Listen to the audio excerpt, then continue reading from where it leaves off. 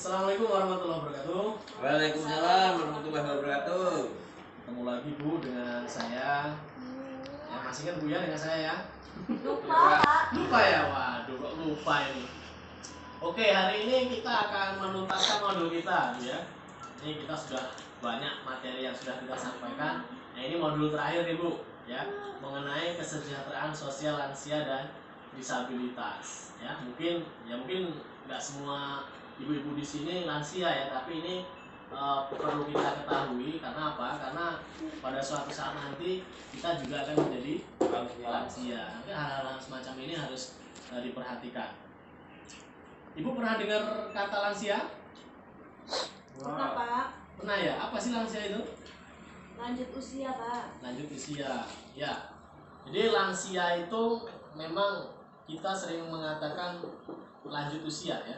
Tapi kalau di PKH itu ada umurnya ya. Tapi kalau menurut kesehatan itu di atas 50 tahun kalau nggak salah ya, atau 60 tahun ya. Ya. Itu dikatakan lansia. Tapi kalau di PKH di program kita ini dibatasi yaitu 70 tahun ke atas ya, baru kita masukkan di lansia berat ya.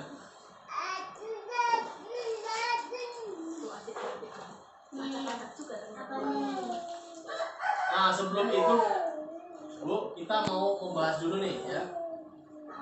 Yang kita bahas di sini adalah disabilitas ya. Disabilitas, tapi berkaitan dengan disabilitas berat ya. Kalau di PK kan disabilitas berat, kalau di disabilitas saja belum belum bisa memenuhi syarat untuk menjadi peserta PKH ya. Jadi kita akan berbicara mengenai disabilitas berat. Jadi disabilitas adalah setiap orang yang mengalami keterbatasan fisik ya, intelektual, mental atau sensorik dalam jangka waktu yang lama dalam berinteraksi dengan lingkungan, dapat mengalami hambatan dan kesulitan untuk berpartisipasi secara penuh ya. Jadi singkatnya bahwa disabilitas ini orang-orang yang memiliki keterbatasan ya, dalam melakukan aktivitas kegiatan sehari-hari. Ini disabilitas. Sebenarnya disabilitas ini juga manusia seperti kita Bu ya, cuma dia ada keterbatasan. Tetapi ya sebagai seorang sosial ya, kita harus memperlakukan disabilitas itu sebagai layaknya manusia ya. Jangan sampai kita membedakan ya, disabilitas ini sebagai orang yang menyusahkan atau mengganggu ya, atau tidak memberi kenyamanan dan sebagainya. Ini kita tidak boleh ya. Kita lihat undang-undangnya Bu ya, Undang-Undang Nomor 8 Tahun 2016 ya. Ada hak yang harus dipenuhi oleh penyandang disabilitas ya. Ya, jadi mungkin di keluarga Ibu ada yang disabilitas atau tetangga Ibu. Nah, ini ada hak yang harus dipenuhi ya. Ini banyak Bu. Ya, ada 21 hak yang harus dipenuhi. Misalnya di sini ada hak hidup, ya jelas ya. Disabilitas itu juga punya hak sama seperti kita yang normal ini punya hak untuk hidup. Jangan sampai ditelantarkan kemudian dianiaya sehingga dia bisa mati ya. Ini tidak diperkenankan. Nggak boleh dimatikan loh. Nggak boleh dimatikan ya. Ini mengganggu saja misalnya. Dimatikan saja, ini nggak boleh. Nggak boleh Pak Dedi ya. Ya. Ini bahaya Pak Dedi ini. Masa dimatikan ya. Yang kedua, bebas dari stigma. Stigma itu apa namanya ya?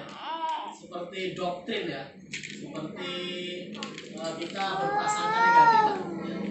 Jadi sama dia juga mungkin walaupun dia tidak normal gitu ya, tapi dia juga harus diperlakukan secara wajar ya. Jangan sampai dianggap suatu hal yang negatif. Privasi ya, hak untuk mendapatkan privasi, kemudian keadilan dan perlindungan hukum, pendidikan, pekerjaan ya, dan sebagainya. Banyak ini haknya.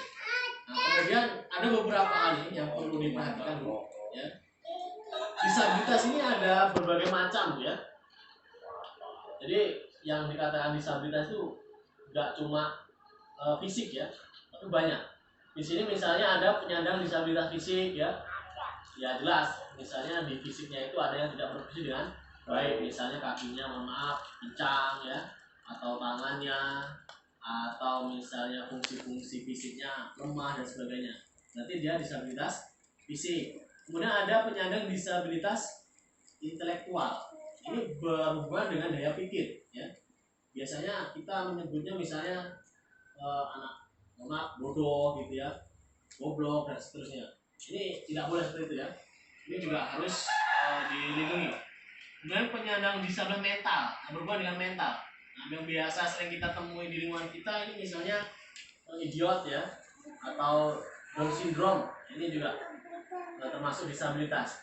Kemudian psikotik ya, misalnya orang yang punya gangguan jiwa ya, mantan gangguan jiwa, kemudian dia juga pernah misalnya narkoba dan sebagainya.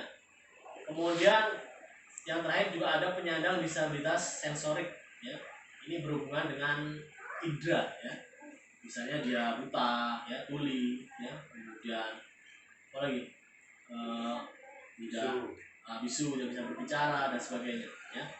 Nah, ini yang perlu saya sampaikan, kita jelas tidak bisa terlepas nih dari hal-hal semacam ini ya. Nah, ini ada beberapa yang harus kita perhatikan. Yang pertama adalah prinsip pelayan di keluarga. Jadi kalau ibu nih punya keluarga yang mohon disabilitas, ini harus diperhatikan ya. Prinsip pelayanannya di keluarga apa saja? Yang pertama penerimaan keluarga ya, keluarga menerima penyandang disabilitas. Nah, jadi kalau ada di keluarga ibu ya itu disabilitas, mohon diterima dengan baik ya. Mohon diterima dengan ikhlas bahwa itu adalah anugerah Tuhan ya. Jangan sampai dikucilkan atau bahkan ditelantarkan, ini tidak boleh. Saya tidak ingin mendengar ada APM kita di sini yang punya anak disabilitas tapi tidak diterima dengan baik di keluarga itu ya. Bisa Bu ya?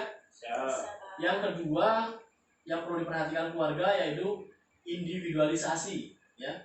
Artinya apa? Keluarga memandang disabilitas itu sebagai individu yang unik ya.